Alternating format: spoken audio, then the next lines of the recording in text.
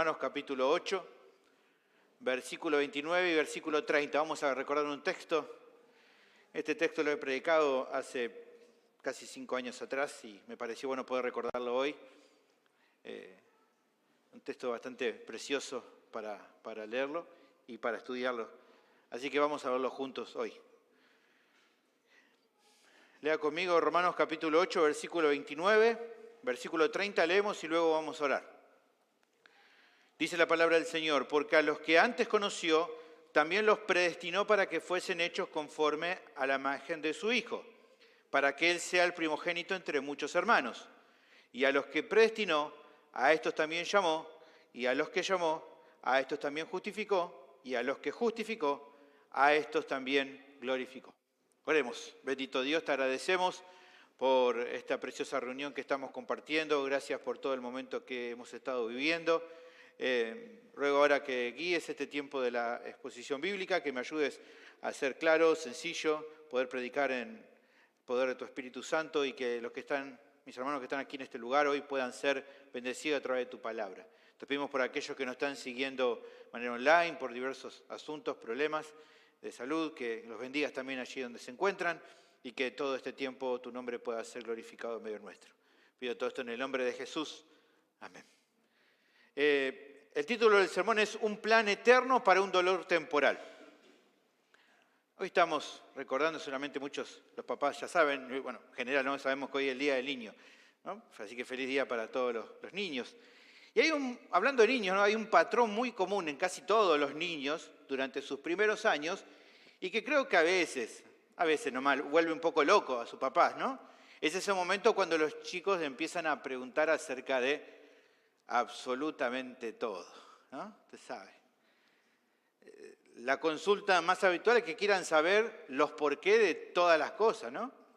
¿Por qué? ¿Por qué? Y uno le explica o le da un porqué y cuando uno le da el porqué dice, ¿pero el por qué? ¿No? Vuelve la reconsulta, vuelven a repreguntar. Y aunque los padres a veces digan, bueno, es complicado, en un sentido para los padres también es beneficiosa esta etapa.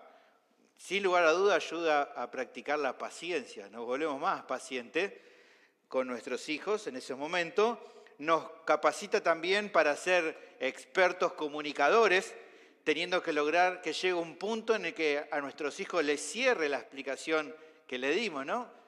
Qué momento, ¿no? Bienaventurados los papás que logran satisfacer la curiosidad y las dudas de sus pequeños, ¿no? Bienaventurado ese padre que el hijo dice, perfecto, gracias, pa, ¿no? Y, qué lindo momento cuando el hijo se va convencido de lo que le explicamos. ¿Por qué menciono esto al comenzar el sermón? Bueno, el asunto es que nos vamos a encontrar aquí con una sección en la que el apóstol va a responder a un porqué muy importante para sus oyentes, de acuerdo al concepto que está planteado en el versículo anterior de esta epístola. Aunque la audiencia original en su mayoría no conocía de forma personal a Pablo, usted sabe, la carta a los romanos no está escrito a una iglesia que él haya plantado, todavía no lo conocía, de hecho su intención era ir a visitarla. No eran, por así decirlo, sus hijos espirituales, como pasaba, por ejemplo, con los corintios, donde era una iglesia así que había formado y donde él le llama justamente como hijos. Así todo, Pablo vio la necesidad de dar una aclaración adicional a algo que explicó en el pasaje anterior. Es por eso, entonces, como digo, que se relaciona, bueno, como si se tratara de un padre amoroso, él se toma aquí un momento para dar explicaciones necesarias a estos hermanos y que así ellos pudieran entender perfectamente a qué se refería él cuando un versículo antes, capítulo 8, versículo 28, él acaba de decir que a los que aman a Dios, Dios usa todas las cosas para su bien. Entendiendo, ¿se acuerdan que de acuerdo al contexto en particular, todas esas cosas incluye la batalla dura que los cristianos tienen que lidiar con el pecado? Si bien dijimos un momento, hace muy poco prediqué sobre Romanos 8, 28, dijimos que en verdad sí, todas las cosas Dios las usa para bien. En particular aquí el pasaje está referido a todas las cosas que se relacionan en la batalla que tenemos contra nuestro pecado. ¿Cómo sabemos eso? Bueno, si usted estudia el contexto de este capítulo, va a ver, por ejemplo, allí en capítulo 8, versículo 12, donde Pablo habla a los hermanos y le dice, así que, hermanos, deudores somos, no a la carne, para que vivamos conforme a la carne, porque si vivís conforme a la carne, moriréis, mas si por el Espíritu hacéis morir las obras de la carne, viviréis. Estamos hablando de la batalla que tenemos para mortificar nuestro pecado a diario, y que como vemos luego en capítulo 8, versículo 22, solo un par de versículos más adelante, vamos a ver que esta batalla es dura, que muchas veces, como dice aquí el texto, nos va a hacer gemir. Dice versículo 22, porque sabemos que toda la creación gime a una y a una está con dolores de parto hasta ahora. Y dice versículo 23, no solo ella, sino que también nosotros mismos, los creyentes, que tenemos la primicia del Espíritu, nosotros también gemimos dentro de nosotros mismos, esperando la adopción, la redención de nuestro cuerpo. ¿Por qué gemimos? Porque la batalla contra el pecado es dura en nuestra santificación, y por eso Pablo, incluso en su propia experiencia personal, en el capítulo 7, llega a decir al final, miserable de mí, ¿quién me librará de este cuerpo de muerte? Las preguntas que podrían surgir a partir del 8:28, donde Pablo acaba de decir de que todas las cosas en cuanto a este orden ayudan para bien, es ¿por qué es que Dios determinó hacer las cosas de esta forma en el proceso de nuestra santificación? ¿Por qué es necesario tener que padecer para avanzar en nuestra santificación?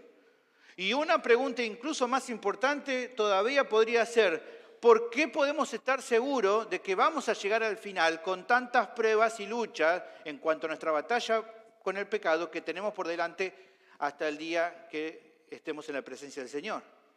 Bueno, justamente estas son las cuestiones que él aborda en esta sección de la epístola que acabamos de leer, que incluso es, a su vez, una de las más importantes en toda la Biblia para comprender con exactitud la verdad de que la salvación de los creyentes es segura, básicamente porque el propósito de Dios en cuanto a ella no va a fallar. Vamos a verlo en detalle, este texto, y vamos a comprenderlo de acuerdo a su contexto, porque muchas veces se cita, pero fuera del contexto en el cual fue el propósito por el cual Pablo lo escribió. La incertidumbre, producto de las dudas, como decía el título, por el dolor temporal, debido a la lucha dura contra el pecado, van a ser explicadas desde un punto de vista claro. ¿Cuál? El plan eterno de Dios para cada uno de los creyentes. Por eso decíamos, un plan eterno para un dolor temporal. Eso es lo que nos da certeza durante el proceso. Así que te animo a seguirme con atención en el día de hoy, porque estoy seguro que este pasaje puede ser de mucho ánimo para tu vida al verlo junto conmigo. El tema del sermón es el siguiente. Los creyentes tenemos la certeza de que Dios usa las aflicciones de la lucha contra el pecado para santificarnos, porque su propósito es inquebrantable. Este es el tema, repito, de este texto. Los creyentes tenemos la certeza de que Dios usa las aflicciones en la lucha contra el pecado para santificarnos, porque su propósito es inquebrantable.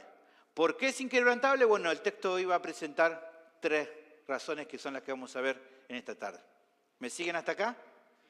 Bueno, vamos a ver la primera de las razones. ¿Por qué este propósito es inquebrantable? Bueno, porque Dios determinó formarnos a la imagen de su Hijo. Esta es la primera razón, porque Dios determinó formarnos a la imagen de su Hijo. Esto lo vamos a ver al comienzo del versículo 29.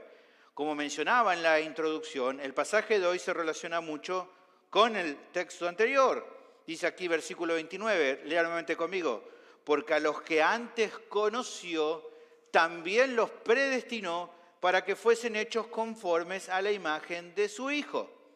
Con la primera palabra aquí, usted ve, la primera palabra es porque, unido con lo que viene después, vamos viendo cómo se van a conectar. El por qué mencionado aquí se usa en este caso para transmitir la idea de una razón o de un motivo que se clarifica o con lo que se clarifica lo que se dijo antes. Antes se dijo algo, el por qué está dando una razón y que es la que va a explicar a continuación. Ahora lo que nos podemos preguntar en este caso sería, ¿y acerca de qué asunto el apóstol venía explicando, el cual busca ahora aclarar con este texto? Bueno, recién lo mencioné en la introducción, pero lo que digamos que la enseñanza trataba respecto a que los creyentes pueden estar seguros de que Dios usa sus aflicciones como algo bueno para sus santificaciones. Era el tema, ¿se acuerdan?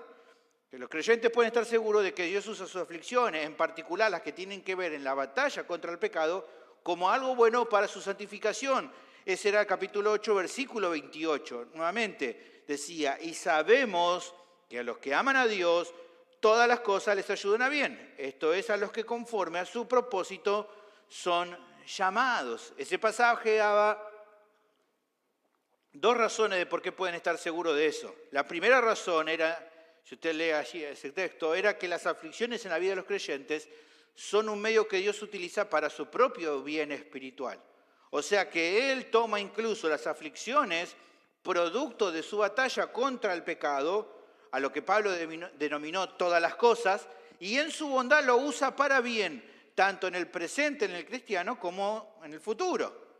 La segunda razón que vimos en su momento, esto lo prediqué hace muy poco, es que incluso esta clase de aflicciones son un medio por el cual Dios obra de acuerdo a su propósito. Ahora es considerando esto último y pensando en cómo arrancaba nuestra porción, que entonces es como que Pablo estuviera diciendo algo así en este argumento de unir ambos pasajes. Hermanos, estaría diciendo él, ustedes pueden estar seguros que en los creyentes Dios usa sus quebrantos y aflicciones, y en particular las que tienen que ver en su lucha contra pecado, para su bien espiritual. ¿Por qué? Porque esto es lo que hace con los que conforme a su propósito fueron llamados para salvación. Ahora bien, ¿se preguntan por qué esto es así? Bueno, ahora voy a pasar a contarles por qué. Y eso es aquí donde nos introduce a nuestro pasaje. Con esto en mente, entonces, dejando picando y queriendo explicar ahora cuál es la razón de que este propósito sea inquebrantable, dice aquí el texto, porque a los que antes conoció, también los predestinó para que fuesen hechos conforme a la imagen de su Hijo. ¿Qué significa esto? Bueno, consideremos algunas de las palabras más importantes para comprender bien la enseñanza del apóstol. Es un texto con bastante teología, obviamente lo vamos a ver de manera resumida, pero necesitamos estudiar un poquito aquí algunas de las palabras más importantes para entender justamente lo que el apóstol quiere enseñar. Lo primero es pensar en este texto a quiénes se está refiriendo Pablo cuando habla de a los que. ¿Quién está hablando ahí? Bueno, es claro, revisando el contexto, que está apuntando, de acuerdo a lo que venía diciendo, a los que aman a Dios, que serían justamente los mismos a los que también se refirió antes, como a los que conforme a su propósito han sido llamados. Son las mismas personas.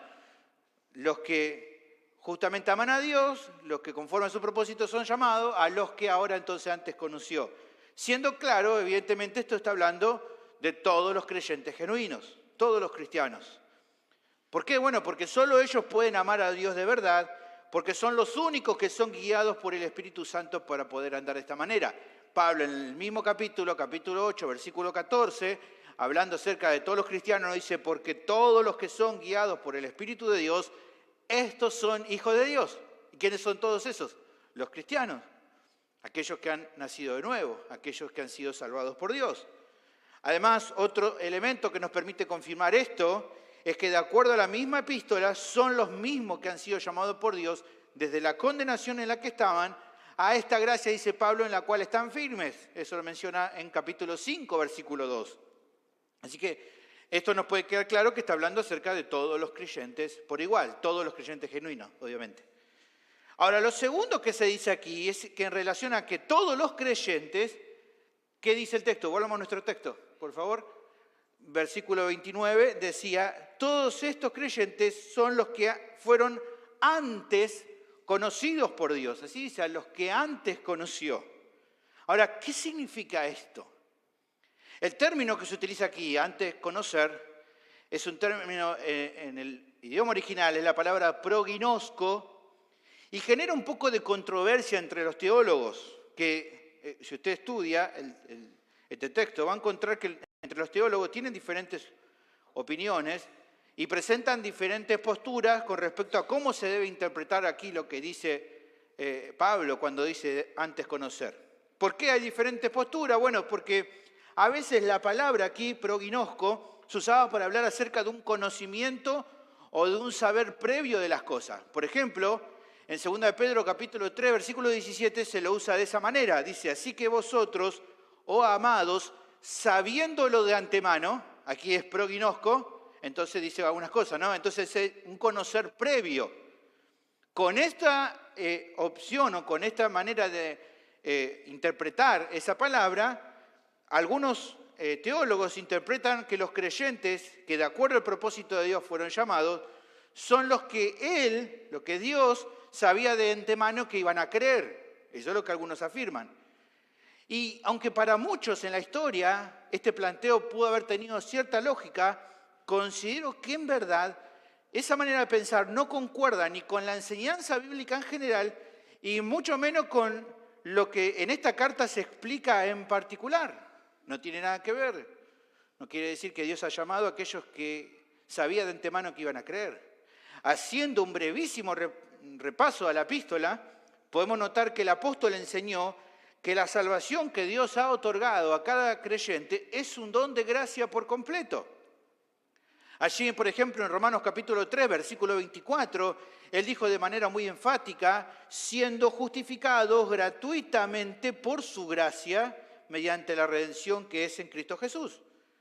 Esto de gratuitamente por su gracia es casi que una acumulación de palabras hablando de lo mismo, que es por gracia, que es gratuito, que no hay nada que los creyentes han tenido que aportar. De hecho, incluso la idea que la salvación sea por fe apunta, muestra Pablo, a demostrar que no hay ningún mérito u obra que los pecadores puedan aportar en comparación o en cooperación, a lo que Dios hace. En capítulo 4, versículo 16, Pablo aclara y dice, por tanto, es por fe para que sea justamente por gracia. Tanto es así que directamente el apóstol declaró que en la obra de justificación, en la obra que Dios hace con el pecador para salvarlo, el pecador no obra, dice. O sea, no hace nada el pecador. Solo recibe por fe la justicia de Cristo que le es imputada a su favor y que con ello ese pecador recibe el perdón de todos sus pecados. Pablo lo ha dejado claro también esto, allí en la misma carta a los Romanos, capítulo 4, versículo 4, dice, pero al que obra no se le cuenta el salario como gracia, sino como deuda, mas al que no obra, sino cree en aquel que justifica al impío, su fe le es contada por justicia. Y luego agrega y dice, como también David habla de la bienaventuranza del hombre a quien Dios atribuye justicia sin obras, sin hacer nada, diciendo, bienaventurados aquellos cuyas iniquidades son perdonadas y cuyos pecados son cubiertos. ¿Qué está diciendo Pablo? Que aquellos que reciben este perdón no hacen nada. Creen. Mirando también el resto de la Biblia, podemos también sumar una declaración importante que también Pablo hace en otra de sus epístolas. Él asegura también que incluso la respuesta en fe del pecador redimido no es un mérito personal, ya que si él, el pecador, puede confiar en Cristo para salvación, se debe a que es Dios que le otorga el don de la fe para que entonces él pueda creer en Jesús. En Efesios capítulo 2, versículo 8, versículo 9, me gusta como lo dice la Biblia de las Américas, porque por gracia habéis sido salvados, algo que Dios hizo en nosotros, por medio de la fe. Y esto no de vosotros, sino que es don de Dios, no por obras para que nadie se gloríe. Todo lo que tiene que ver con nuestra salvación es por gracia. No hemos aportado nosotros, Dios nos lo da. ¿Para qué? Dice Pablo, para que nadie se jacte delante de la presencia de Dios.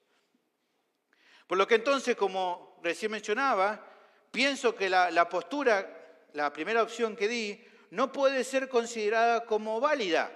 Porque si alguien afirma que Dios escogió al que iba a creer debido a que él tenía un conocimiento previo de este acto, es admitir entonces un valor o mérito en el pecador que estaba perdido. Si yo afirmara eso, estaría diciendo, bueno, estaba en el mérito en el pecador, por eso Dios ya sabía eso y entonces por eso lo llamó. Y bueno, no. Si hay méritos, entonces, hermano, si hay obras, si hay algo que la persona aporte, la gracia deja de ser gracia. Pablo lo vuelve a mencionar mucho más adelante en esta misma epístola, en Romanos capítulo 11, versículo 6, dice, y si por gracia ya no es por obra, de otra manera, obviamente, la gracia ya no es gracia. Es claro. Ahora, habiendo aclarado esto, que esta opción entiendo que no es la correcta, creo que cabe mencionar cuál es la opción que otros eruditos presentan y de la cual tengo la convicción que es la correcta en cuanto al uso de esta palabra y de su interpretación. Es cierto, como decía recién, que esta palabra se puede traducir en algunos casos en la Biblia, de hecho lo vimos, se puede traducir como conocimiento previo, pero también admite otras maneras de entenderse, no solo una, como muchas otras palabras, usted sabe, incluso en nuestro idioma, una misma palabra puede tener diferentes acepciones, depende de dónde se utilice. Bueno, de acuerdo a eso entonces, por ejemplo, esta palabra proginosko puede referirse a un conocimiento previo, electivo y amoroso. Esa es otra manera de poder entender esta palabra proginosko, un conocimiento previo, electivo y amoroso. ¿Por qué es legítima esta opción? Bueno, le voy a ayudar a usted a pensar un segundo. La palabra conocer, ginosco, de la cual después tenemos la forma compuesta proginosco en nuestro texto, la palabra proginosco viene de la raíz ginosco, que también es una palabra conocer. No solo la palabra conocer en el original se puede usar en el sentido de saber algo, sino también puede utilizarse como relacionarse en amor íntimamente con alguien. Dice, ¿cómo puede ser? Nosotros usamos en nuestro castellano otra palabra para eso. Bueno, pero en el original podía utilizarse también de esta manera. Fíjense, por ejemplo, para que usted vea que no le estoy macaneando, hay muchos textos en los cuales justamente se lo usa de esta manera. Por ejemplo, en Amós capítulo 3, versículo 2, se dice que Dios solo conoció a los israelitas. Dice allí, fíjese, a vosotros solamente he conocido de toda la familia de la tierra. A ver, nos preguntamos, ¿él no sabía, Dios, que había otros pueblos en la tierra? Por supuesto que sí, pero con ellos, con los otros pueblos de la tierra, no había tenido la intimidad amorosa que escogió tener con el pueblo de Israel. Fíjense, ahí ya tiene una referencia. Hay más en el Antiguo Testamento, pero en el Nuevo Testamento también hay. Por ejemplo, en el Nuevo Testamento tenemos el caso cuando se menciona que José no conoció a María, su esposa, hasta que ella dio a luz a Jesús. Allí Mateo justamente usa la palabra ginosco. Dice, despertando José del sueño, hizo como el ángel del Señor le había mandado y recibió a su mujer, pero dice, no la conoció hasta que dio a luz a su hijo primogénito y le puso por nombre Jesús. Acá nuevamente nos podemos preguntar, ¿cómo que no la conocía si ella era su prometida? Incluso la llevó a vivir con él durante su embarazo. No está hablando aquí de saber. Está claro que la palabra conocer aquí se usa en el sentido de la decisión de José de concretar una relación íntima con ella, con María, un acto que no se produjo hasta que Cristo nació. ¿Se entiende entonces? Mencioné algunos casos donde la palabra conocer no se usa como podríamos pensar de simplemente entender o saber algo. Ahora volvamos entonces a nuestro pasaje, con este significado distinto de la palabra conocer que vimos, y consideramos que aquí dice fue algo que Dios ejerció de forma previa, por eso es proginosco, antes conoció.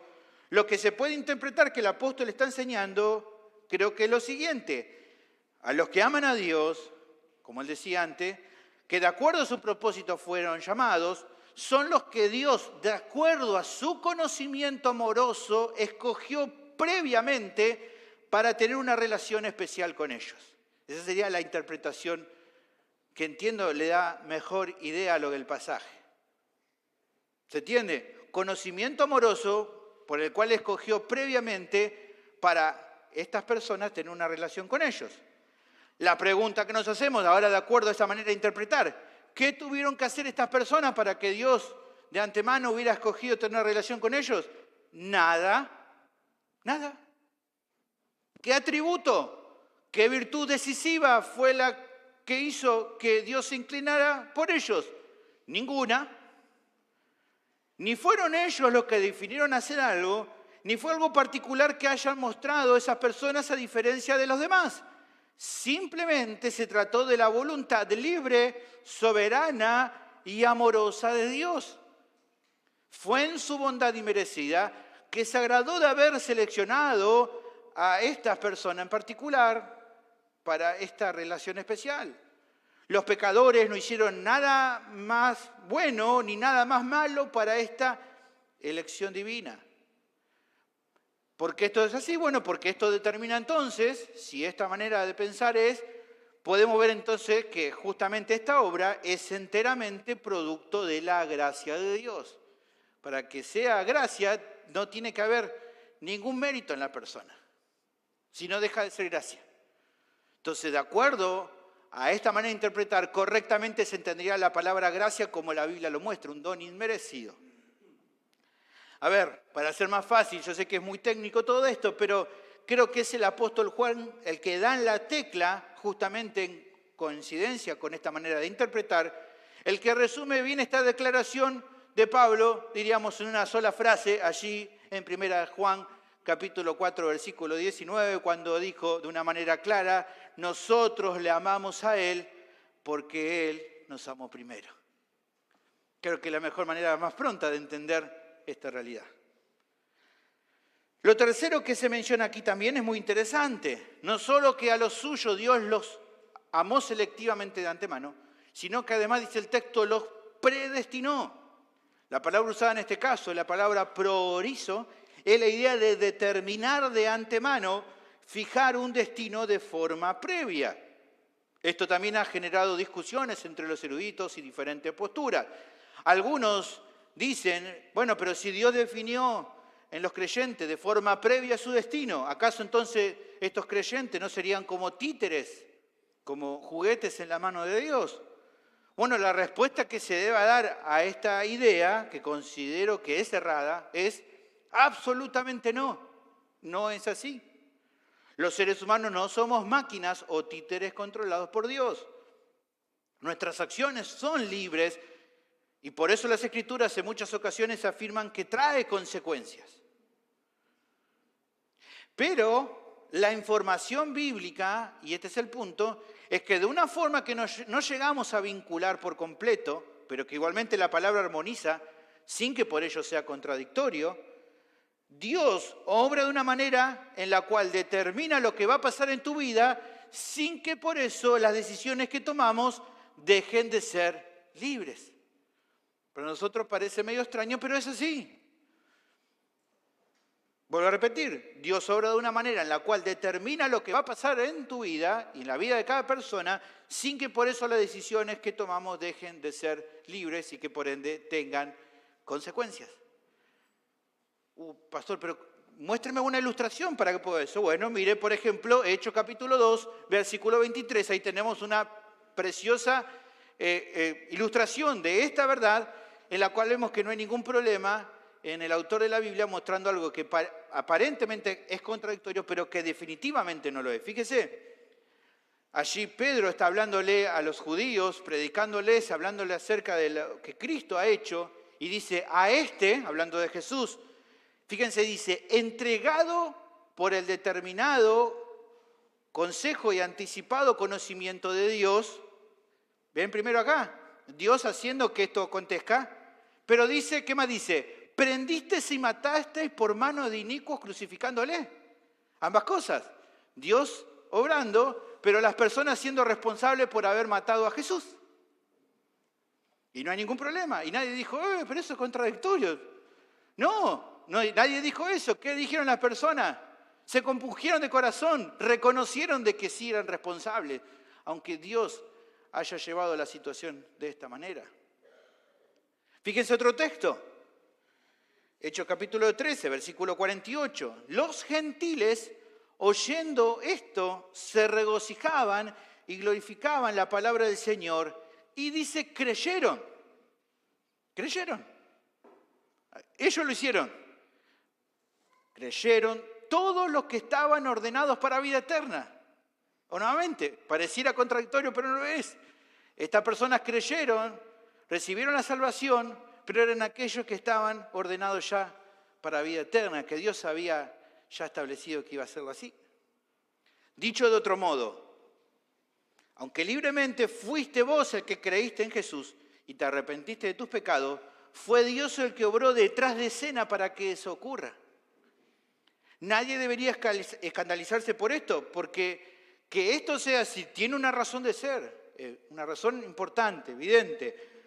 Uno podría preguntarse, ¿por qué esto es así? ¿Por qué es que Dios tuvo que obrar de esta manera? Bueno, una de las razones más claras que la misma carta aquí transmite es que si así no fuera, si Dios no obrara así, si el Señor no hubiera obrado a nuestro favor para traernos a la salvación, nosotros jamás hubiéramos podido llegar ante Él en arrepentimiento y fe, ni tampoco lo hubiéramos querido hacer, básicamente porque éramos esclavos de nuestro pecado y por naturaleza odiábamos a Dios.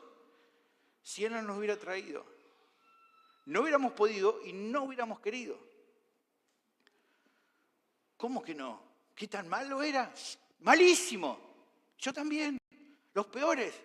Todos. Pablo lo deja claro de entrada en esta carta. Y fíjate lo que dice en capítulo 3, versículo 9. Si alguno se cree que es un poco bueno y por eso vino a Dios. ¿Qué dice? ¿Qué pues? ¿Somos nosotros mejores que ellos? Está hablando de él como judío, mejor que los gentiles. En ninguna manera.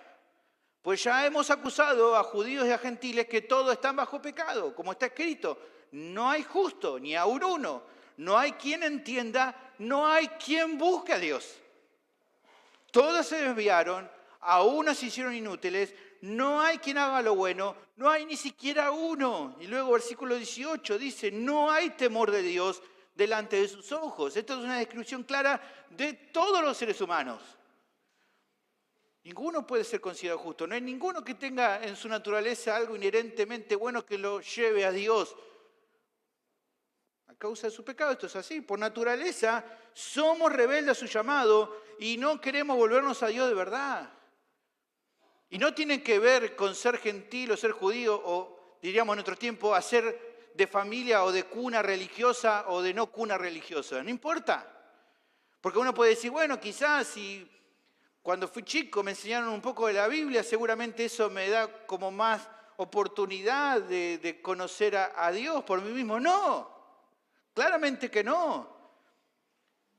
Jesús habla a la élite religiosa de su tiempo, que conocía muy bien la Biblia, que conocía los conceptos teológicos de aquel tiempo. Él le dice, escudriñen la Escritura, porque a ustedes les parece que ellas dan vida y ellas son las que hablan de mí, pero fíjense que dice, y no queréis venir a mí para que tengan vida. La Escritura apuntan a mí, yo estoy acá ahora para darle vida, ustedes conocen eso y no quieren venir. Si los líderes religiosos, los que más sabían la Biblia, no querían ir a Él, de ahí para abajo nadie quiere venir a Dios. Porque nuestra naturaleza está a oponernos a Él, el ser rebeldes a Él. Por lo tanto, aunque es cierto que en un sentido somos libres y responsables de nuestra condena ante la justicia de Dios, eso no quita que en otro sentido la voluntad del ser humano siempre está atada a un amo, ya sea el pecado para muerte o el Señor para vida. En un sentido somos responsables, pero en un sentido también somos esclavos. Y no podemos venir a Dios por nosotros mismos. Pablo lo dice, habla de esta realidad en Romanos 6 y 6. Dice, ¿no saben que si os sometéis a alguien como esclavos para obedecerle, sois esclavos de aquel a quien obedecéis, sea del pecado para muerte o sea de la obediencia para justicia? Si bien es cierto que, en cierto modo, nuestras decisiones son libres y por ende somos responsables de lo que hacemos, por otra parte la Biblia asegura que estamos sujetos a un Señor, sea al pecado por naturaleza o a Cristo desde el momento que Él nos salva. Por todo esto es evidente que requerimos la obra soberana y misericordiosa de Dios. Claramente tiene que ser así para que podamos venir a Él. Ahora, habiendo explicado esto, ya dándole un poco de contexto a cada una de estas palabras, podemos ahora enfocarnos en lo que el apóstol quiere enseñar con esta afirmación. A los que está diciendo, a los que aman a Dios, a los que conforme a su propósito fueron llamados, son los únicos a los que Él en su gracia amó selectivamente de forma previa y que de acuerdo aquí a esta palabra también ya les fijó una meta o destino de antemano. Incluso lo más maravilloso de todo, ¿con cuánta anterioridad Dios decidió esto? Bueno, desde antes de la fundación del mundo. ¿En virtud de qué? Nuevamente Pablo nos enseña de que fue solo por su gracia, según dice la Biblia, el puro afecto de su voluntad. En Efesios capítulo 1, versículo 3 dice, bendito sea el Dios y Padre de nuestro Señor Jesucristo, que nos bendijo con toda bendición espiritual en los lugares celestiales en Cristo, según nos escogió en Él antes de la fundación del mundo, para que fuésemos santos y sin mancha delante de Él, en amor, habiéndonos predestinado, priorizo, para ser adoptados hijos suyos por medio de Jesucristo, según el puro afecto de su voluntad. ¿Para qué? Para alabanza de la gloria de su gracia, con la cual nos hizo aceptos en el amado. ¿Qué quiere decir esto? Antes de que vos nacieras, antes de que tus padres siquiera hubieran pensado en concebirte, incluso antes de que el mundo existiera, el Señor había determinado en su gracia inmerecida llamarte para salvación. Muy interesante. Una cuestión más para revisar y que es clave para esta enseñanza es que el pasaje indica el propósito por el cual los creyentes fueron antes conocidos y predestinados por Dios, como estamos viendo, y es lo más importante que vamos a ver aquí en nuestro versículo 29. A los que antes conoció y predestinó, lo hizo para que fuesen hechos, dice el texto, conforme a la imagen de su Hijo. Hermanos, tómese un segundo para pensar en esto. Es en esto que se encuentra aquí, vamos a ver reflejada la gran meta o propósito que Dios determinó para la salvación de todos los creyentes. ¿Cuál es? Que Él ha definido desde la eternidad formar a los creyentes a la imagen de Cristo. Este es el gran propósito, hacernos como Cristo. Aquí lo dice, no lo inventé yo, ahí está. Para que fuesen hechos conforme a la imagen de su Hijo, porque a los que antes conoció, también los predestinó para, propósito, que fuesen hechos conforme a la imagen de su Hijo. O sea que tu vida, como la del resto de aquellos que Dios salvó, están siendo transformados a la semejanza de su Hijo. De una manera progresiva durante tu vida terrenal, a esto lo conocemos como santificación progresiva, pero que se va a consumar cuando Cristo regrese, aquello que se denomina como nuestra glorificación.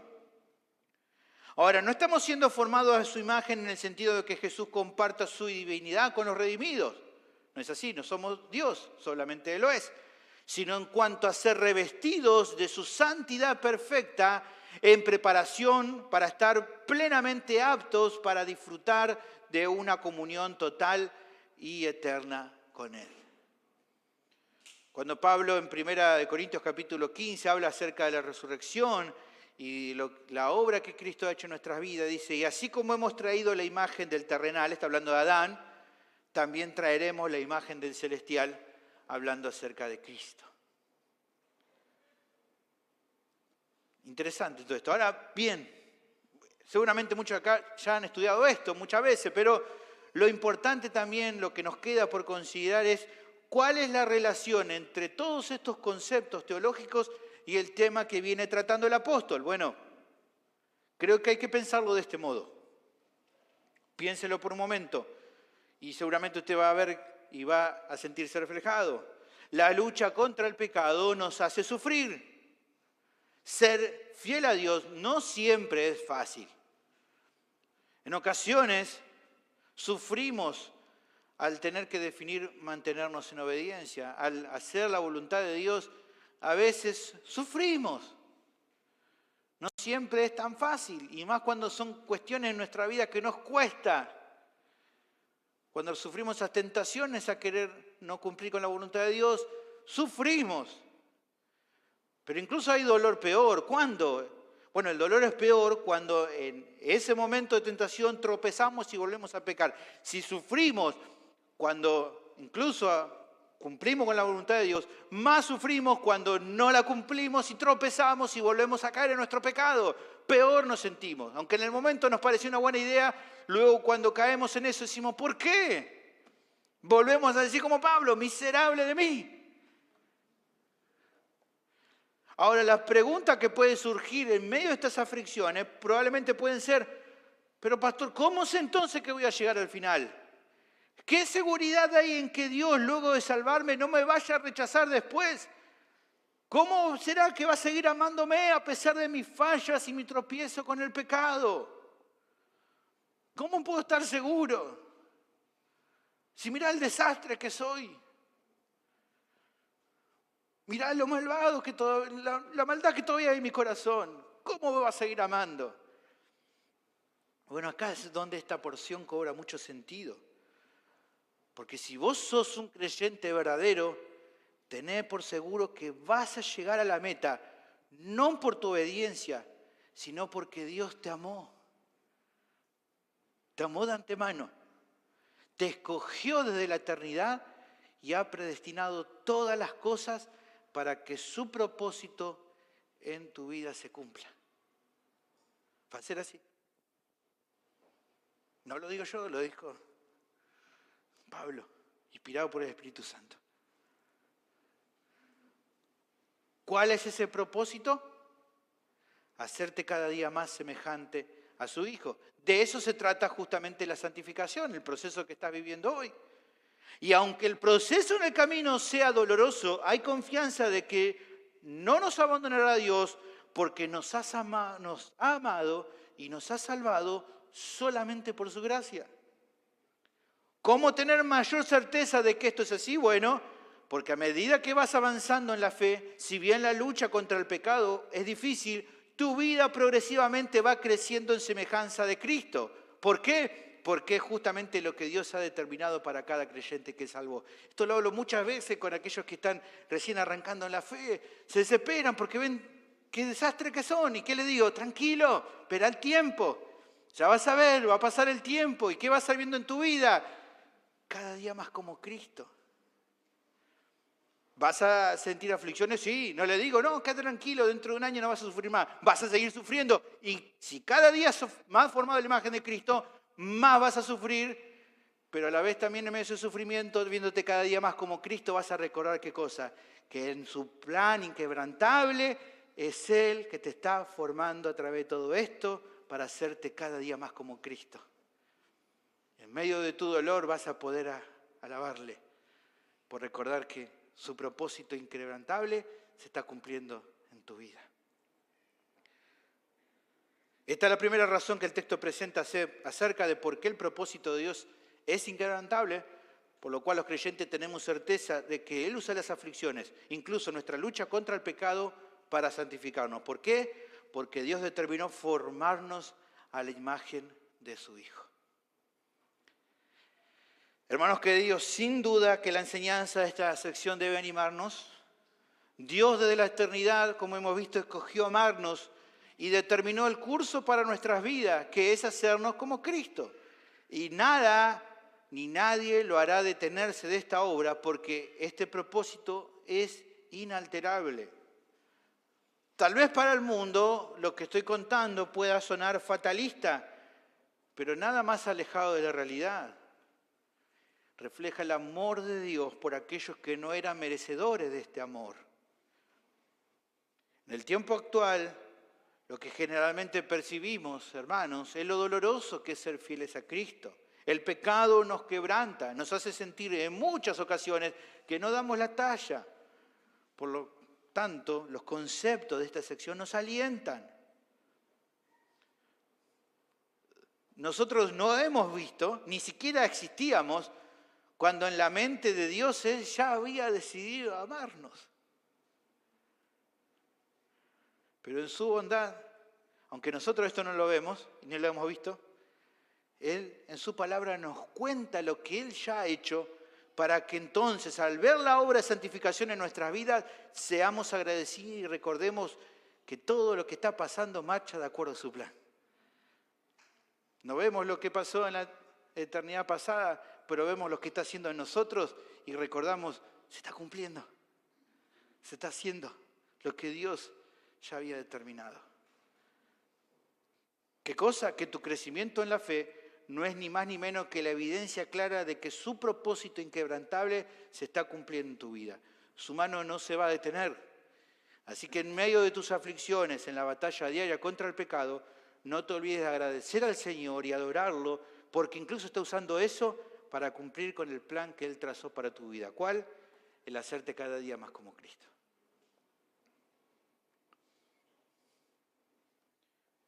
Veamos la siguiente razón, razón número 2. ¿Por qué este propósito es incrementable? Porque Dios determinó que el Hijo sea el prominente entre muchos hermanos. El resto del versículo 29 prosigue agregando algo adicional en cuanto al propósito de Dios. Nuevamente aquí tenemos un nuevamente. Propósito, ¿para qué?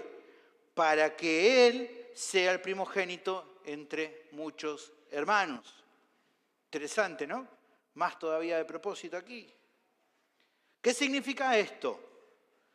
Bueno, para comprender lo que se está enseñando aquí hay que entender correctamente un término que aparece aquí fundamental. ¿Cuál es? El término primogénito, la palabra prototokos. Cuando en este tiempo usamos la palabra primogénito, pensamos en el primer hijo que nació en un matrimonio, en una familia. Bueno, entendemos que esa idea no le puede caber a Cristo como que en un momento nació porque Él es eterno. Lo que nos lleva a preguntar, ¿y entonces cómo entendemos? Bueno, el concepto era usado en aquel entonces también para hablar acerca de aquel hijo varón, por lo general el mayor, pero no siempre, que era el que normalmente tenía la prominencia por sobre el resto de sus hermanos en cuanto a los derechos de herencia. O sea, para entender aquí primogénito, la idea no tiene que ver nomás con el orden de nacimiento, puede que sea o puede que no, sino más bien con los privilegios otorgados a un hijo por sobre el resto de sus hermanos. Fíjese, para que usted vea que no estoy mintiendo aquí, Primera Crónicas, capítulo 5, versículo 1, ahí vemos a alguien que nació primero, pero que no obtiene el derecho de primogenitura porque se mandó algunas macanas. Fíjense ahí, dice, los hijos de Rubén, primogénito de Israel, porque él era el primogénito, mas como violó el lecho de su padre, sus derechos de primogenitura fueron dados a los hijos de José, hijo de Israel, y no fue contado por primogénito. ¿Ven? Aquí tenemos un caso donde la primogenitura no habla simplemente de quién nació primero, sino quién recibió los derechos. Bueno, ahora tenemos una idea entonces entre hijos, hermanos. En el caso de la familia de Dios se entiende que los hermanos son justamente todos los creyentes que han sido adoptados por Dios por medio de la fe. Cada creyente es llamado parte de la familia de Dios.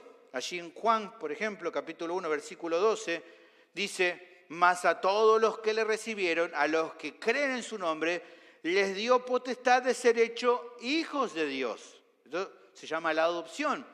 Pero fíjense nuevamente también aquí, los cuales no son engendrados de sangre, ni de voluntad de carne, ni de voluntad de varón, sino de Dios. La adopción es una obra que Dios hace.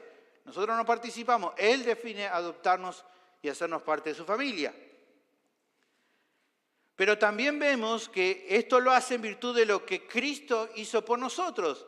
Muy notorio, muy interesante, que en Juan capítulo 20, versículo 17, luego de Cristo haber resucitado y ya haber completado la obra en la tierra, dice Jesús, le dijo, no me toques porque aún no he subido a mi Padre. Algo que ya hemos visto que él siempre lo mencionaba como mi Padre, pero fíjense, dice, mas ve a mis hermanos y diles, subo a mi Padre y a vuestro Padre, y a mi Dios y a vuestro Dios. Está diciendo, a partir de ahora también va a ser su Padre, porque yo he hecho la obra para que puedan ser adoptados. Pero fíjense que como si no fuera suficiente con que Jesús diga que también puede ser vuestro Padre, Jesús llama a los creyentes sus hermanos. Y no solo que los llama así, fíjense lo que dice en Hebreos, capítulo 2, versículo 11, porque el que santifica y los que son santificados de uno son todos, por lo cual dice, no se avergüenza de llamarlos hermanos, diciendo, anunciaré a mis hermanos tu nombre, en medio de la congregación te alabaré. Jesús dice, no me avergüenzo de llamarlo mis hermanos. Estos son mis hermanos. Tremendo. De acuerdo entonces a este concepto, la realidad es que en esta obra que Dios está haciendo en los creyentes, formándolos a la imagen de Cristo, el propósito divino, de acuerdo a nuestro pasaje, pasa también porque el Hijo, como primogénito, tenga la prominencia sobre todos los escogidos. El privilegio mayor, la gloria suprema, tal como el primogénito en toda su familia. Lo que puede surgir como duda es, ¿y qué relación hay entre esto y el tema que Pablo está tratando en esta sección? Bueno, creo que hay varias cuestiones que son importantes, que debemos también considerar y que nos va a ayudar a tener certeza en cuanto a lo que Dios está haciendo en nuestra vida. La primera de estas cuestiones tiene que ver con que la realidad de que así como es cierto que la meta de Dios es formarnos a la imagen de Cristo y que para eso Él incluso usa las aflicciones que vivimos en el presente a causa de nuestra lucha contra el pecado, todo lo que aquí menciona nos está mostrando que todo este dolor no es absurdo, no es un sinsentido. Ya lo hemos visto porque Él está haciendo la imagen de su Hijo, pero también ¿por qué? Porque en todo esto que Él está haciendo, ni siquiera todo esto tiene que ver principalmente con nosotros. Cumple incluso una meta mayor a nosotros. Se enfoca sobre todo en el mismísimo Hijo de Dios. Aquel que al final de los tiempos reunirá todas las cosas en sí mismo. Como dice Efesios capítulo 1, versículo 9, dándonos a conocer el misterio de su voluntad según su beneplácito, el cual se había propuesto en sí mismo de reunir todas las cosas en Cristo, en la dispensación del cumplimiento de los tiempos, así los que están en los cielos como los que están en la tierra. Reunir todas las cosas en sí mismo, que Él, el Hijo, sea honrado por todo el universo, como menciona Filipenses capítulo 2, versículo 9, por lo cual Dios también le exaltó hasta lo sumo, hablando de Jesús, y le dio un nombre que es sobre todo nombre, para que en el nombre de Jesús se doble toda rodilla de los que están en los cielos y en la tierra y debajo de la tierra, y toda lengua confiese que Jesucristo es el Señor, para gloria de Dios Padre. Tiene que ver con Él, con que Él reúna todas las cosas en sí mismo, con que Él reciba la gloria de todo el universo, pero también tiene que ver con que en su bondad Él ha definido compartir su herencia con cada creyente. Pablo asegura en este mismo capítulo 8, versículo 17, y si hijos, también herederos, herederos de Dios y coherederos con Cristo, si es que padecemos juntamente con Él. Aquí la mejor traducción, cuando nosotros leemos ahí ese texto, parece que sea como un condicional. Si es que padecemos con Él, entonces vamos a reinar con Él. No. La manera mejor de traducir aquí es, puesto que padecemos con Él. Si somos hijos, somos herederos con Cristo y coherederos con Él. Puesto que padecemos juntamente con Él, porque el creyente va a padecer, no vas a zafar, vas a padecer junto con Él porque estás unido a Él, entonces juntamente con Él seamos glorificados. Es una realidad tan real y tan cierto como que cada creyente en el presente su santificación quebranta, sufre, puesto que está en esta unión con Cristo, también con Él va a ser glorificado. Entonces, hermanos, si esta obra trasciende a nosotros, tiene más que ver con Cristo que incluso con nosotros mismos, ¿qué duda cabe en que lo que Dios ha determinado hacer con tu vida y con la mía se va a cumplir? ¿Cómo va a fallar? Pero hay algo más que pienso que esta sección muestra. Es evidente que al hablar de derecho de primogenitura, lo que el apóstol está planteando aquí es respecto a una herencia futura. Y no una cualquiera, hermanos. Una que es muy grande en términos de pensar todo lo que va a recibir. Una tan grande al punto que el hijo mismo obtendrá bendición mayor que todo. Evidentemente tiene que ser algo muy grande. Pero tan grande y tan preciosa que incluso se está hablando acá que todos los creyentes verdaderos, en virtud de formar parte de la misma familia, recibirán una parte. Ninguno va a quedar afuera. Una herencia que dice la Biblia es maravillosa, sin lugar a dudas, y de la cual vamos a disfrutar por toda la eternidad. El apóstol Pedro menciona acerca de esta herencia y dice, bendito el Dios y Padre de nuestro Señor Jesucristo, que según su grande misericordia nos hizo renacer para una esperanza viva por la resurrección de Jesucristo de los muertos. ¿Para qué? Para una herencia incorruptible, incontaminada e inmarcesible, o sea, que no se marchita, reservado en los cielos para vosotros, para los creyentes, para aquellos que sois guardados por el poder de Dios mediante la fe, para alcanzar la salvación que está preparada para ser manifestada en el tiempo postrero. Una herencia de la cual el Hijo tiene la prominencia como primogénito. Pero aquí llegamos entonces al punto central. Dios ha determinado que todos los cristianos compartan la herencia con Cristo. Por ende, si antes de recibir la gloria el Hijo tuvo que padecer, nosotros también. El Hijo, como el Eterno, si bien nunca pecó, Él supo lo que era padecer. Nosotros, ligados a Él, también tenemos que sufrir con Él para reinar con Él después. Entonces, en definitiva, que el Hijo tenga la prominencia sobre el resto de los hermanos no es ni más ni menos que una demostración gloriosa de que el plan de Dios se llevará a cabo con seguridad, que no va a fallar, porque el hecho de que falle estaría indicando que puede fallar entonces para el Hijo, pero no fallará en el Hijo cuando al fin Él reciba todo lo que ganó en la cruz, como tampoco va a fallar en nosotros que estamos unidos a Él. Se tiene que cumplir con uno, se tiene que cumplir con todos. Entonces, esta es la segunda razón que el texto presenta acerca de por qué el propósito de Dios es inquebrantable y por ende da certeza de que Dios usa las aflicciones producto de la lucha contra el pecado para santificarnos. ¿Por qué? Porque Él determinó que el Hijo sea el prominente entre muchos hermanos. En este propósito se verifica un poco más la seguridad que tenemos de que las aflicciones a causa de nuestra lucha con el pecado son usadas por Dios para nuestro bien. Si ellas son un medio que Él usa para hacernos más como Cristo, no solo que esto nos beneficia espiritualmente, sino que sobre todas las cosas, hermanos, glorifica a Dios mismo. Exalta a Dios.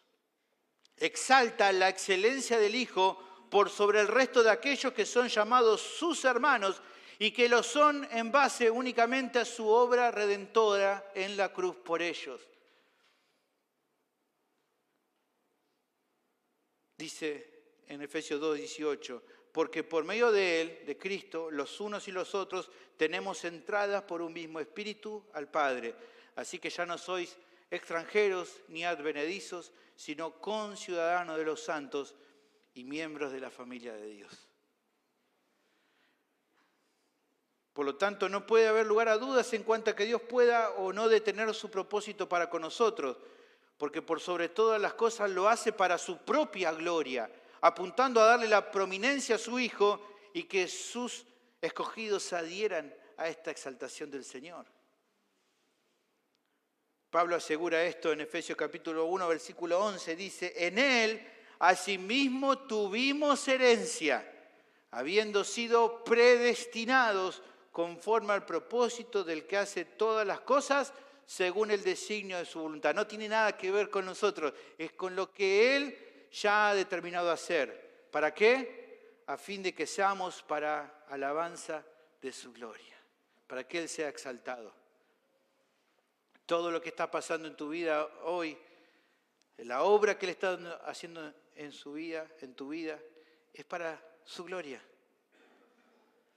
A fin de cuentas, tanto tu glorificación como tu herencia misma, la cual incluye tus aflicciones presentes al lidiar contra el pecado, ensalzan a Cristo. El plan de Dios es seguro, aunque implica el tener que padecer actualmente a raíz de la batalla que libramos contra el pecado en la búsqueda de la santidad. Estamos unidos al Hijo, por ende Dios no va a fallar. Así que entonces vale la pena que en este tiempo le digas que no a tu pecado. Cada vez que haces morir lo terrenal en tu vida vale la pena, porque justamente la bendita preparación del pueblo de Dios para el encuentro con su Señor, con aquel que es llamado su esposo también. ¿Se acuerdan en Efesios capítulo 5, versículo 25? Maridos, amad a vuestras mujeres, así como Cristo amó a la iglesia y se entregó a sí mismo por ella. ¿Para qué? Para santificarla, habiéndola purificado en el lavamiento del agua por la palabra. ¿Con qué propósito? A fin de presentársela a sí mismo, una iglesia gloriosa que no tuviese mancha, ni arruga, ni cosa semejante, sino que fuese santa y sin mancha. La preparación de la novia, que somos los creyentes, exalta ¿a quién? Al novio, que la está preparando para entregársela a sí mismo. No hay razón entonces, hermanos, para dudar ni para desfallecer en la batalla diaria que todavía tenemos por delante. Finalmente, para terminar, la tercera razón que tenemos de por qué el propósito de Dios es inquebrantable es porque Dios determinó hacer una obra completa en nosotros. El pasaje concluye con una verdad que retoma lo que venía diciendo al comienzo del versículo anterior, pero que lo amplía hasta el final de la vida cristiana. A este texto, muchos teólogos lo conocen, a todos estos textos, como la famosa cadena de oro, como una forma figurada de remarcar lo que es indestructible. Lea conmigo, versículo 30, y a los que predestinó, a estos también llamó. Y a los que llamó, a estos también justificó. Y a los que justificó, a estos también glorificó. Creo que es sabio ir observando cada mención del eslabón para ir entendiendo lo que se quiere enseñar. El primer aspecto de esta cadena ya lo hemos estudiado más al comienzo. Fue Dios mismo en su gracia que predestinó a todos los creyentes antes de la fundación del mundo para ser parte de su familia y conformarlos a la imagen de Cristo. Así que eso no hace falta volver a verlo. Pero luego de eso, dice, llegó un tiempo en la vida de cada uno de ellos cuando dice también los llamó a su camino.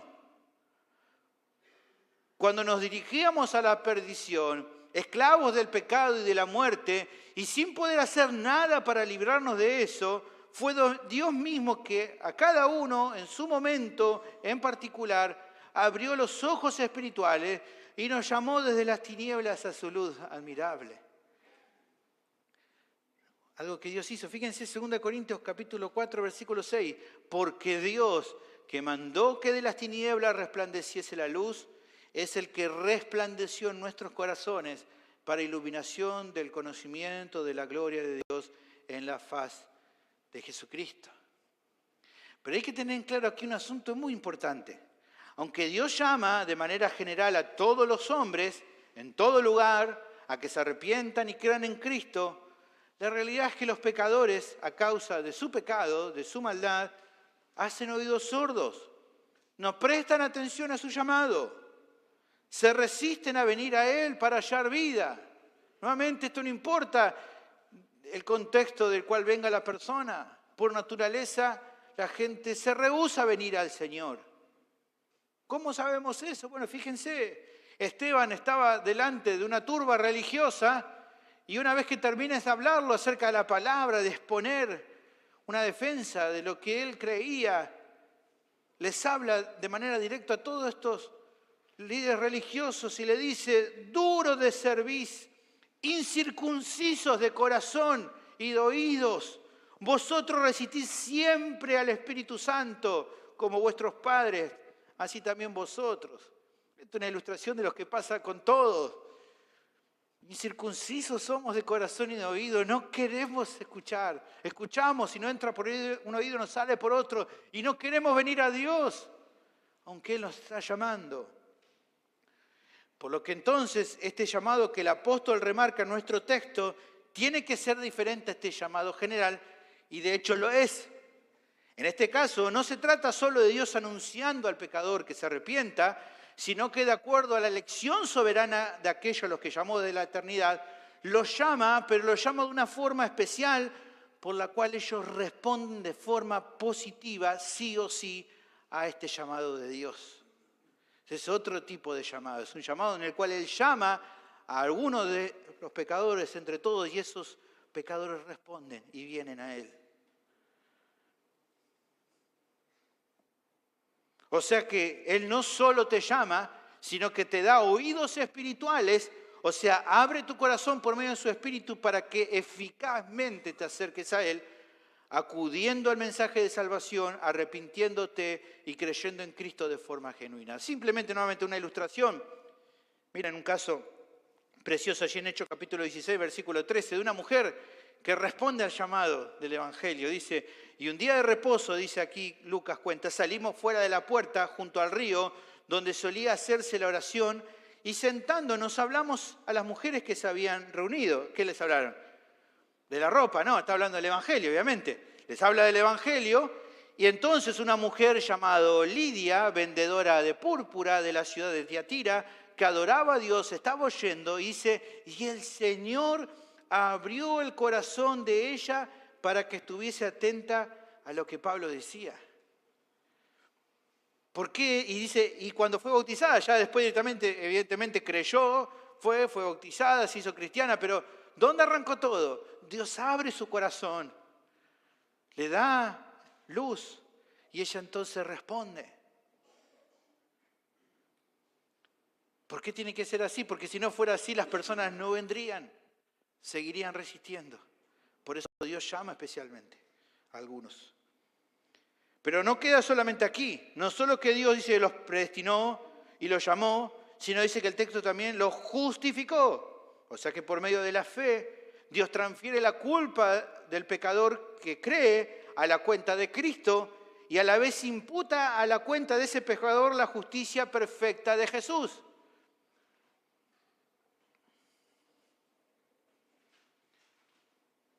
Romanos capítulo 4, versículo 22 al 25 dice, hablando de Abraham, cuando él creyó, dice, por lo cual también su fe, la fe de Abraham, le fue contada por justicia. Y no solamente con respecto a Abraham se escribió que le fue contada, sino también con respecto a nosotros, está hablando de todos los creyentes, a quienes ha de ser contada. Esto es, a los que creemos en el que levantó de los muertos a Jesús, Señor nuestro, el cual fue entregado por nuestras transgresiones y resucitado para nuestra justificación.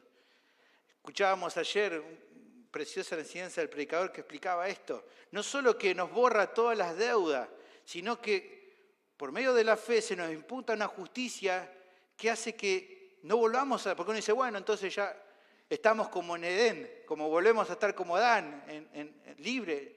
Sí, es verdad, que estamos libres como Adán, pero es más que eso.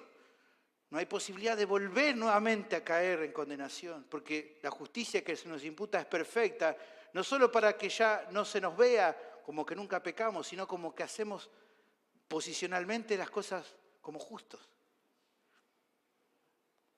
Porque es la justicia de Cristo la que se nos ha imputado a nuestra cuenta, solo por medio de la fe.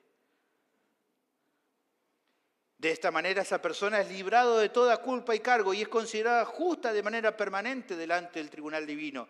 Al igual que lo anterior, es una obra de Dios completa que demuestra su gracia y misericordia por cada creyente que no podía justificarse a sí mismo por medio de sus obras.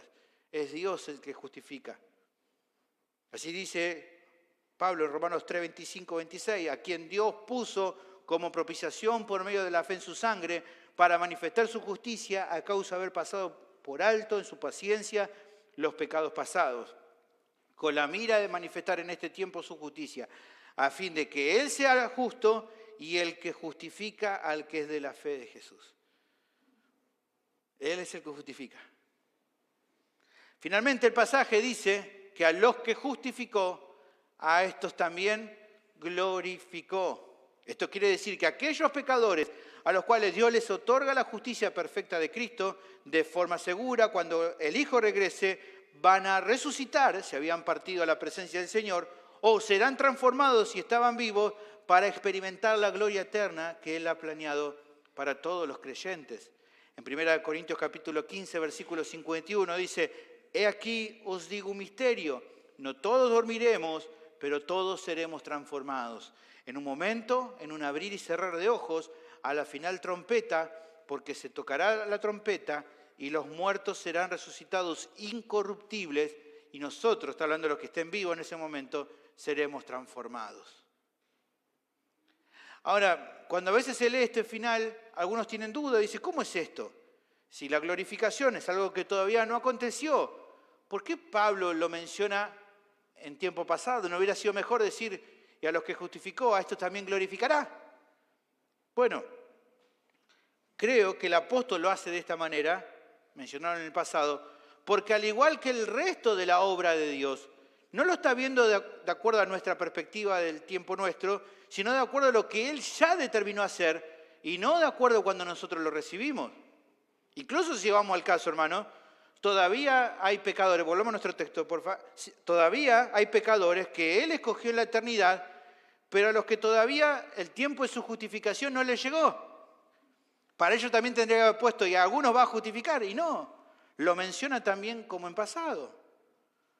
Pero ese día va a llegar cuando Dios los llame eficazmente, de acuerdo a la predestinación para ellos, y también los libre de la condenación. Para esos futuros hermanos nuestros, la justificación es algo que todavía no aconteció, aunque se menciona en pasado.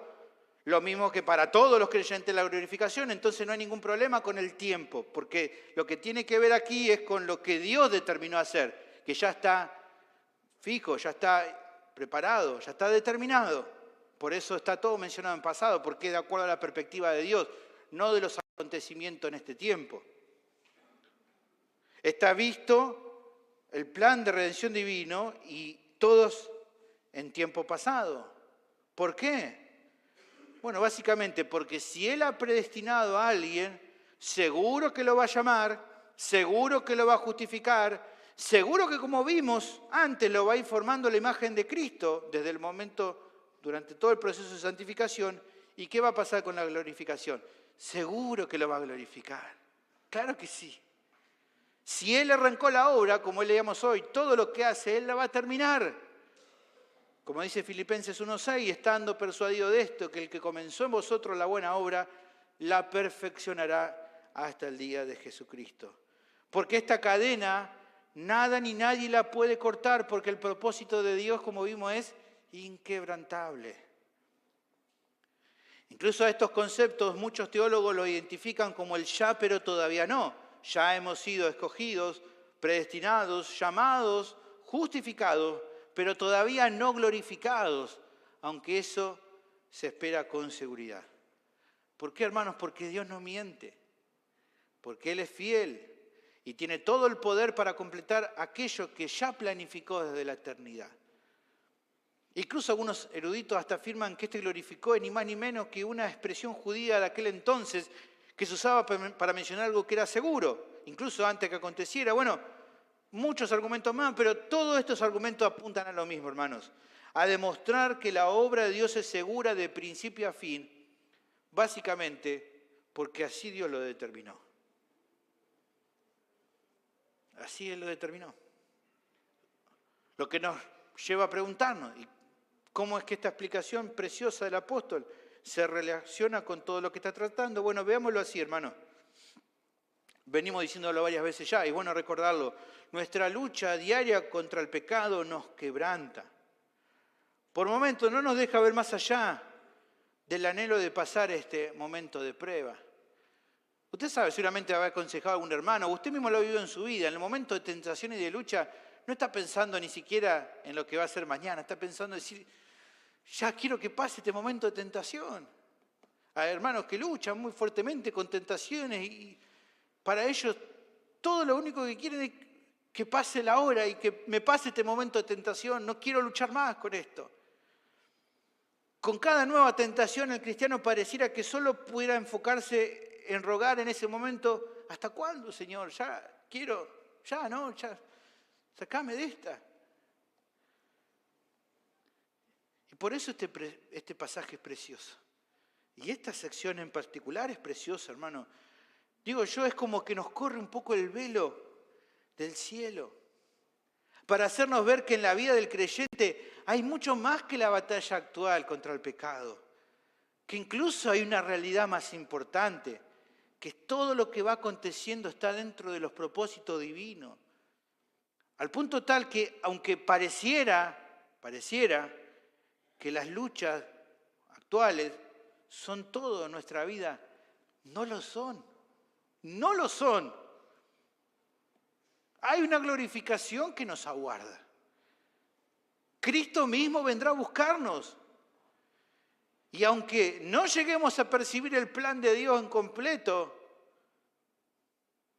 y pareciera que todo se resume a lo que vivimos hoy por hoy, Dios se determina a contarnos aquello que nosotros no podemos ver. Nos está, por así decirlo, adelantando el final de la historia. Aunque hoy por momentos nuestra lucha con el pecado pareciera ser una historia de terror, nos cuenta que hay un final feliz. ¿Para qué lo hace? Para que confiemos en Él, para que sigamos adelante y para que recordemos que detrás de toda la batalla actual que estás viviendo, Él está haciendo una obra en tu vida que no se va a detener porque su plan se va a cumplir.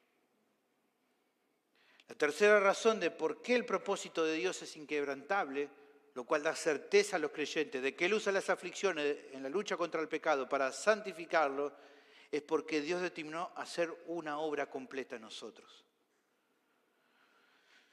Reflexionando en esta sección, considero que nos interpela, hermanos, nos llama a ver lo actual de un modo correcto, dentro de la perspectiva adecuada, recordando que todo lo que sufrimos actualmente por ser fieles al Señor no es ni más ni menos que una preparación para aquello para lo cual Dios ya ha determinado hacernos partícipe. De una gloria eterna junto al Hijo, hermanos, que en relación con las aflicciones actuales no tiene comparación. Fíjense, Pablo lo dice en este mismo capítulo 8, versículo 18, pues tengo por cierto que las aflicciones del tiempo presente, ¿qué aflicciones? De acuerdo al contexto, las aflicciones, nuestra lucha por la batalla contra el pecado. Bueno, esas aflicciones no son comparables con la gloria venidera que en nosotros ha de manifestarse. Ante esta realidad, entonces, la fidelidad a Dios, la obediencia a su palabra y la perseverancia en su camino no son metas absurdas, como tal vez el diablo, el mundo o nuestra carne trata de convencernos que son. Tu carne te va a decir, el mundo va a decir, ¿para qué te santificas? ¿Para qué te esforzás por ser obediente a Dios? ¿No ves que es un sinsentido? No, no lo es, hermanos. Es la razón misma de nuestra vida.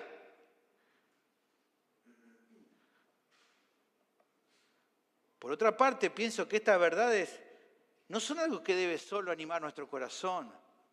Son un recurso por el cual también podemos y debemos animar a otros.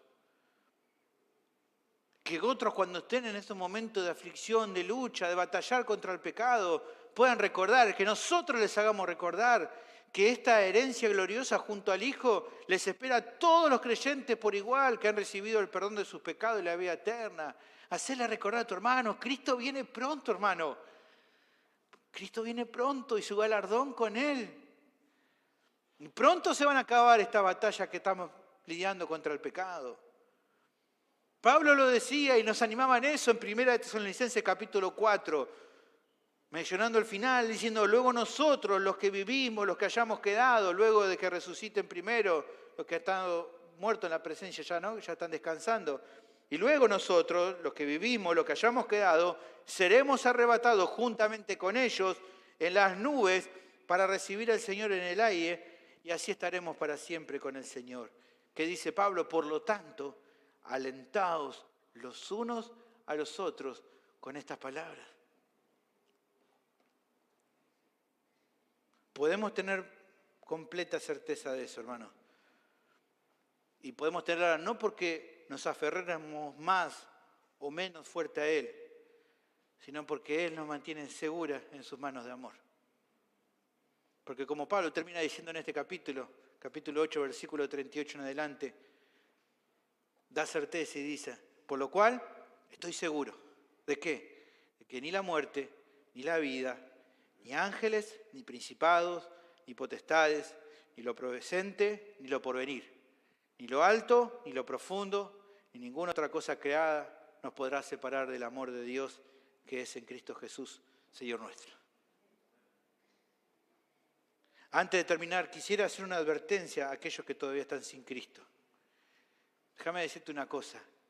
El plan de Dios no asegura la salvación de nadie que siga andando en orgullo espiritual.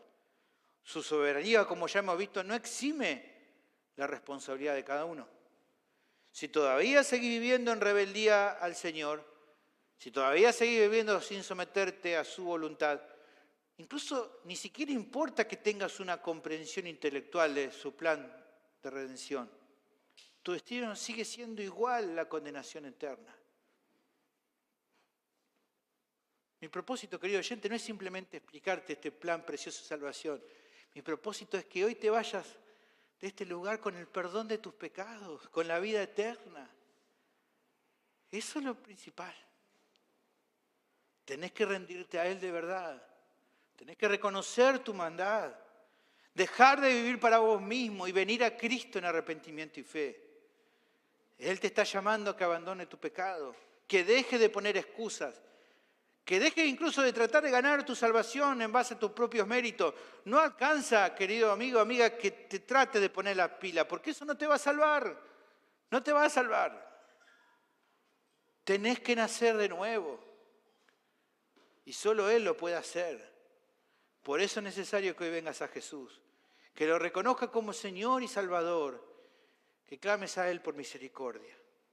Su promesa es que todo aquel que viene a Él de esta manera, Él no lo va a echar afuera. ¿Qué vas a hacer ante esta realidad? Bueno, te animo a que vengas a Cristo. Que no esperes más. Oremos. Bendito Señor, te agradecemos por tu palabra que habla en nuestras vidas, tan precioso.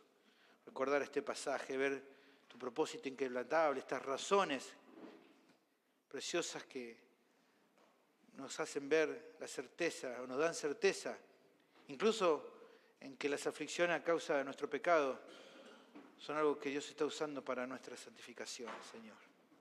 Ayúdanos a considerar todo esto, a vivir, Señor, de acuerdo a estas verdades, animando nuestro corazón a través de esta realidad y animando a nuestros hermanos también en lo mismo, en su batalla que tienen a diario contra el pecado, Señor. Te agradecemos por esta obra tan preciosa que has hecho por nuestras vidas.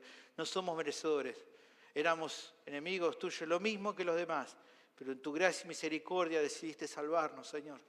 Sacaste nuestro pecado, Señor. Cuán grande ha sido tu amor para con nosotros. Desde antes de la fundación del mundo decidiste salvarnos. Nos amaste, Señor, y predestinaste todas las cosas conforme a tu voluntad. Nos llamaste, nos trajiste ante tu presencia, nos limpiaste de todo nuestro pecado, nos diste esta justicia perfecta y sabemos que un día nos vas a glorificar junto con tu Hijo. Te agradecemos por todo esto, Señor. Que nuestros corazones esto nos dispongan a obedecerte, a serte fiel, incluso que la batalla diaria contra el pecado sea dura, Señor. Te agradecemos por todo esto en el nombre de Jesús. Amén. Nos ponemos de pie, hermanos.